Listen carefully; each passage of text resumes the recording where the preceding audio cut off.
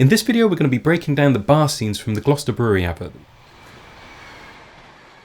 Now I've already done a 60-second cinematography on the brewing section that we filmed, but this I felt I wanted to talk about in a little bit more detail because there's lots of things going on which perhaps deserve a bit more time and maybe things that will be lost in the speed that I need to go at to get through the themes in those 60-second shorts. When we were meeting with the client to discuss how we were going to approach this, it was very important for them that we showed lots of different age groups and that it all felt warm and welcoming. So in that situation, we immediately flagged that if we wanted to get lots of people into the bar, we would need to actually make sure that we were gathering them, that they were going to be there, and it couldn't really be done when it was open because we would have so much going on with lighting and atmosphere, grip, cameras, all the rest of it. It would just take up so much space that it wouldn't be practical to do if the bar was actually running. Now that also meant that we were going to have to work outside of hours, which meant early morning, and that isn't the time that you would normally find loads of people in the bar. So they needed to gather them, and they put out the call, and they got lots of people who they knew to come down to populate it. It's very important when you're doing a shoot like this that you address any issues with casting early on. And this is especially true if you're dealing with a client who perhaps isn't a massive company and won't be just getting loads of actors in who will be there, and they're going to need to call on favors and ask people if they can come down and help. If you don't get those people, it's not going to feel the same and you're going to lose a lot of the vibe. Fortunately here we were able to fill out the location, so that was good, and that's one of the hurdles immediately dealt with. Ahead of the shoot day I had sent my first AC Rathika down so that she could do a location scout, take photos of everything using CAD Rage so that we can work out roughly what lensing we're going to be using and also where all of the things that are going to cause us issues will be, in this case windows. We're dealing with this in the daytime, there's natural light coming in, and of course it's not going to be coming in at the right angle for us, so we're going to have to either flag it off or try to add something in to compensate. Now although the shots might seem relatively straightforward, we had quite a lot of crew and quite a lot of equipment to achieve this. Wide shots that show off an entire space are one of the most challenging things that you can do as an up-and-coming cinematographer. Add into that having people dressed around the space, and you've got a lot of things to try and keep your eye on. Now what do I mean by that? Well, if you're doing a simple head and shoulder shot, then it's quite easy to bring in a relatively small light and a little flag, and you can shape everything off and make it look great. When you're dealing with things on a much larger scale, there are many more considerations, and you can't just use a small lighting fixture and a small flag. Suddenly you scale up everything. Be those frames with negative or diffusion or bounce, you're using much bigger equipment to achieve the same look that you would have got on a small scale on a big scale. Fortunately, there are quite a lot of cheats that you can use, and one of those is, rather than trying to create a light which is as soft as the light would have been on your close shot, you actually use a much harder light further away, which is going to allow you to cover a larger area, have the fixture out of shot, and mean that you're not dealing with the diminishing returns of using lots of diffusion to get the soft look across the entire space. Couple that with the fact that if you are using diffusion, you're going to be spreading the light around all over the place, and that means that perhaps it's harder to get the contrast ratio. It's actually quite a lot easier to use a harder source for the wide shots, and then when you finesse things, when you come into the close-ups, you bring in softer sources, you try and keep the ratios the same, you keep it so that it feels like it's existing in the same world, but you've cheated and you've actually managed to get things working where it would have taken a ridiculous amount of power and equipment to achieve that if you were trying to do it with diffuse lights. And definitely don't worry about having to do this cheat, because it's something that you see in films or TV shows all the time. Even where they've got a huge budget, it is just so much more efficient to use the harder sources for the wide shots and then finesse when you come into the close shots. And you know what, in this situation, absolutely no one's going to notice. So what have we got going on here? Well, I have a couple of HMIs outside the windows, and we're quite fortunate in this scenario in that the ground level is actually a lot higher than the internal floor level of this particular bar. And that means that we're able to position our lights really easily, pointing straight down to the window. We do have big stands and we could have done it without, but it's just so much quicker and so much easier to have that at ground level, but that's just a quirk of what we had. So those two HMIs are a 1.2K with a Fresnel lens and a 1.6K which is an open face. For the 1.6K open face, I've positioned it in the window just here, and I've got it pushing through a 2 by 2 meter diffusion frame. That's meaning there's a soft-ish flood of light coming in, and that's going to give everything a general level and a general push from that direction.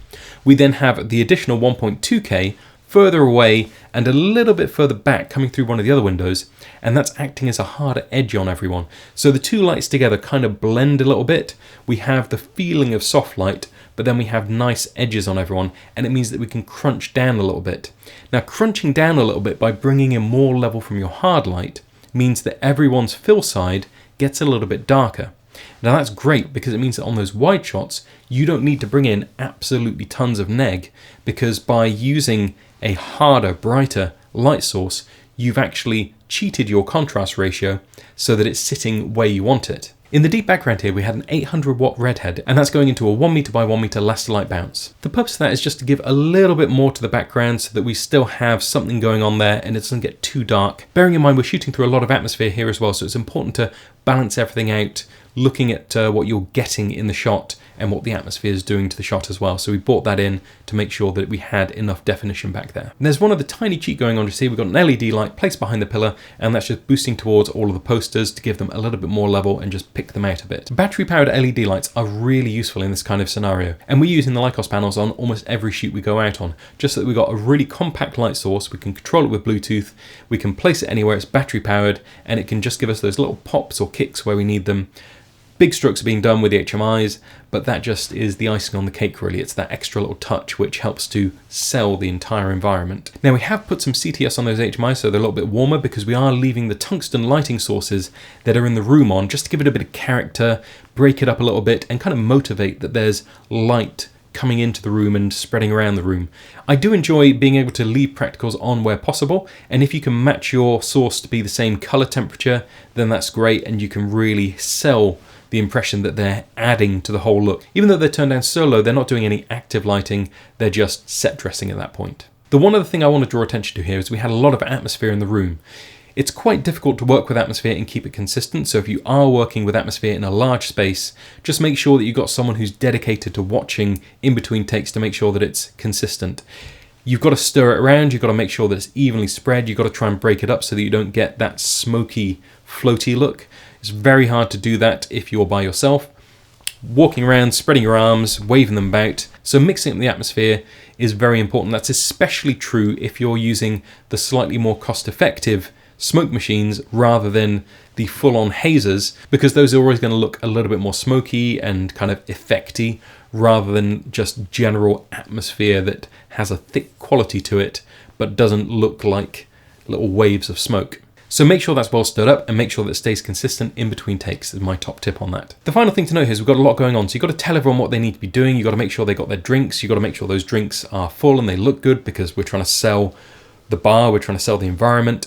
And we also have quite a lot of movement because we have this couple coming in on the left-hand side of frame, so we had to time it all. I was gradually pushing in, I was on the URSA or on the Easy Rig, just walking slowly inwards. I had the talent couple coming in just here on the left-hand side of frame, so it just has a nice vibe to it. It's like we're coming into the space, they're coming into the space, and everything's just knitting together. That's the wide shot out the way.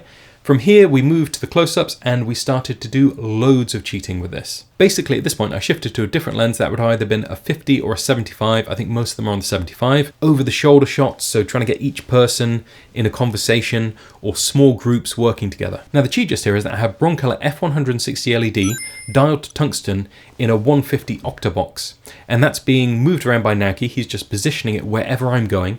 And then I did have some additional flagging that I was getting people to bring in as well if we needed it. Basically, that 150 OCTOBOX takes over whatever the HMIs were doing before, but now it's a much closer, softer, bigger source. And that's giving us a lovely, soft, sumptuous light on each of our individuals as we're going around. And because we still got all of those HMIs and that redhead in the background, we're able to shoot things that show quite a lot going on behind the subject, and it's still nicely lit and it still looks like it's all existing in the same space. We're getting the catch lights in their eyes, we can bring in a little bit negative if we need. We're still side lighting quite a lot, we're not going for full-on flat lighting on them, but it just softens it off because it's a much bigger source, closer, and it's really lightweight, easy to move that LED light, move around to each of the groups, and that's it. It's really simple. but it's a flattering light on everyone at that point. Now, it is important in this situation to have neg, and we do have someone going around with a negative frame, either a 4x4 floppy or just a smaller flag, to make sure that I can shake people off and we're not just going out to complete flat light. A little bit on direction here. When you're working with people who haven't necessarily come to be actors, they're just there because they're doing someone a favour, it is hard perhaps to get the performance that you need out of them. So if you can place them in groups early on, just get them talking, interacting, make sure they're comfortable. If they're having a drink, maybe that helps. Give them as much chance really to get to be comfortable as you can. And then when I'm there, I'm chatting with them as I'm filming. I'm trying to get them to talk to each other. I'm trying to get someone to tell a joke and look at someone in particular. And that way we're getting a bit more going on. It feels more like a natural group of friends rather than just actors standing there going ha ha ha and drinking. You're really trying to avoid anything that's too stiff and wooden. So if you can get them doing it naturally, all the better. It's worth saying here as well, if they are doing things naturally, avoid distracting them. Just try and move in, grab the shots you need without breaking the rhythm of their conversation, because it will feel much better. Obviously, if you need them to do something in particular, like grab some food, you've got to orchestrate that, and make sure you get detail shots of all of these things, because it will cut nicely with those more candid shots that you've got, so that you're not having to stage too much. And that's basically it. We achieved this with 2 HMIs, some diffusion frames, an 800 watt redhead, 1 meter bounce, a little Lykos panel, and of course we had our Broncolor F160 LED in the OCTOBOX, and I always take tons of neg, that shouldn't be a surprise, but of course the neg is there just so that we can make sure everything is shaped off. And I really like the feel of it. In the end, I think that it all came together and it sits very nicely next to the other sections that we actually got where they were brewing and all the rest of that. It feels like a continuation, it feels like it's happening in the same world. Everyone's enjoying themselves, they're enjoying the product.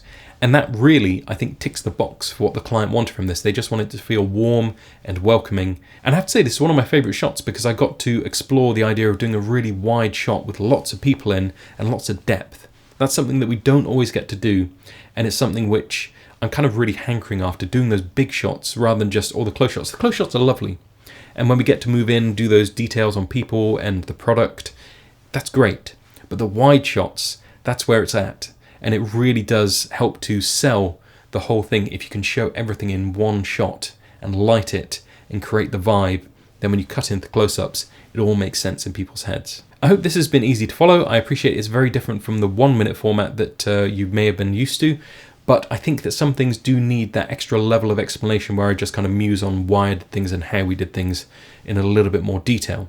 The product shots that we do here, I'm going to deal with separately, and the approach for that is quite different, so I think that it warrants its own video at a later date. If you've got any questions, drop them down below, and please do subscribe if you like this content, because we've got loads more on the way. Explore the channel if this is the first time you've dropped in and seen what we're up to, because there are so many videos that deal with similar things to this on the channel in the 60-second format. If you don't have much time, check out the whole 60-second series. You can get through the whole thing in under 10 minutes at the moment, so it's really worth a look if you enjoy this kind of thing.